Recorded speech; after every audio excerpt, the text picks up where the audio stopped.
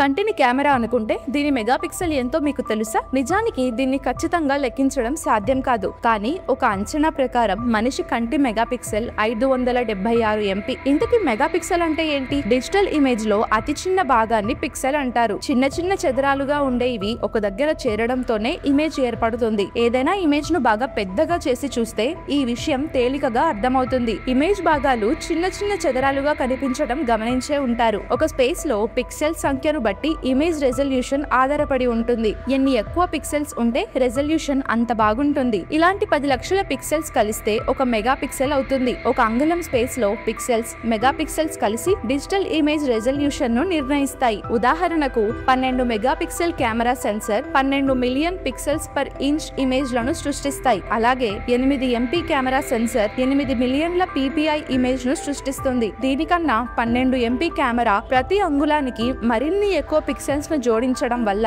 Image నాణ్యత మెరుగ్గా ఉంటుంది. మెగాపిక్సెల్ సంఖ్య ఒక్కటే కాదు, రంగు అమరిక, కాంతి, గ్రాహ్యత, వివరాల సంగ్రహణ వంటి వాటిని బట్టే ఇమేజ్ నాణ్యత ఆధారపడి ఉంటుంది. ఇక మీలో ఎంతమందికి ఈ విషయం తెలుసో కామెంట్ చేయండి.